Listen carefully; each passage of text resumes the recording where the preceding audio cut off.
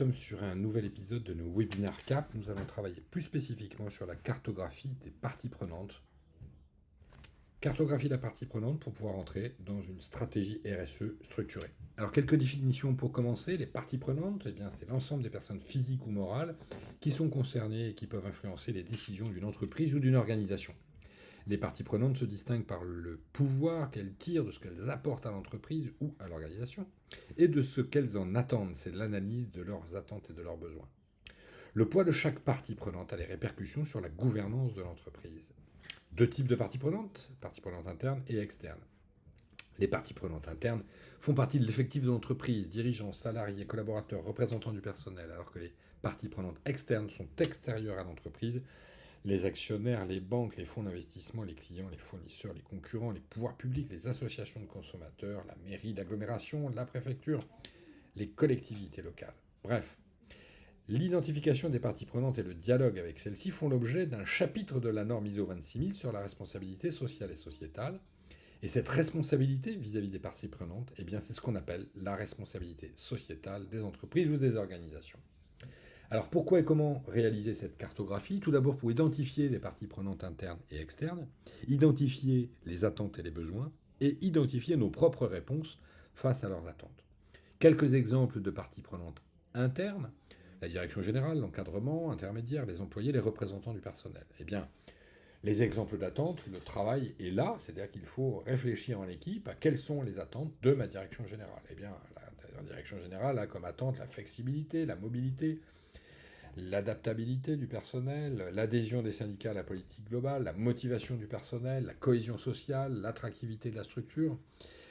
L'encadrement intermédiaire, il a besoin de respect de sa hiérarchie, il a besoin de constance dans les décisions de la direction, les employés ont besoin de rémunération et de conditions de travail attractives, et les représentants du personnel veulent le respect des acquis sociaux et les libertés syndicales, et aussi une clarification, une équité dans les règles de gestion du personnel.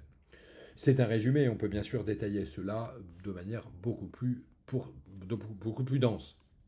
Les parties prenantes externes, eh bien là, nous avons mis à l'écran là, les fournisseurs, les clients consommateurs, les prestataires de services comme les banques, les assureurs ou les fonds d'investissement, et le secteur plus politique. Quelques attentes pour les fournisseurs, eh bien, la confiance et le partenariat sur le long terme. Le consommateur, il veut du prix, du rapport qualité-prix, il veut de l'innovation, il veut des risques environnementaux et sanitaires liés aux produits le plus faible possible. Les assureurs veulent réduire les risques sur l'activité, réduire tout ce qui touche également à la responsabilité juridique, et puis une certification du système de production.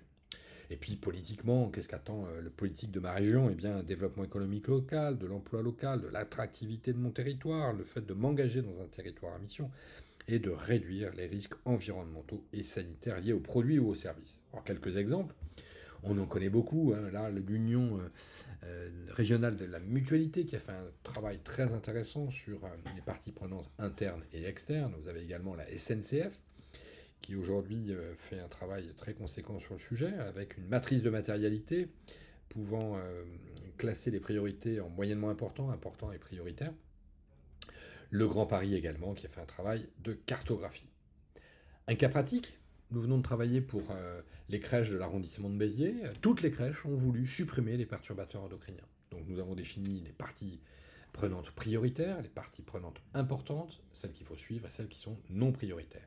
Et pour chacune d'elles, nous avons proposé, sur les prioritaires, d'engager les parties prenantes dans la démarche de réduction des perturbateurs endocriniens, sur les parties prenantes importantes, eh bien de les former, sur les parties prenantes à suivre, de les sensibiliser, et sur celles qui sont non prioritaires à ce jour, c'est de les informer. Donc 4 actions: engager, former, sensibiliser et informer.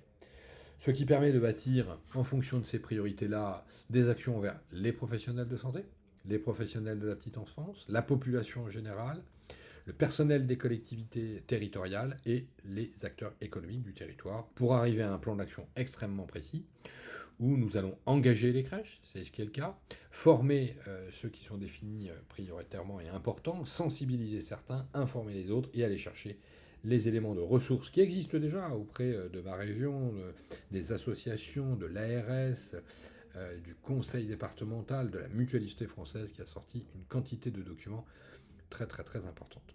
La cartographie des parties prenantes, c'est aujourd'hui le moyen d'agir, de bâtir sa stratégie RSE et de gagner sur ces sujets.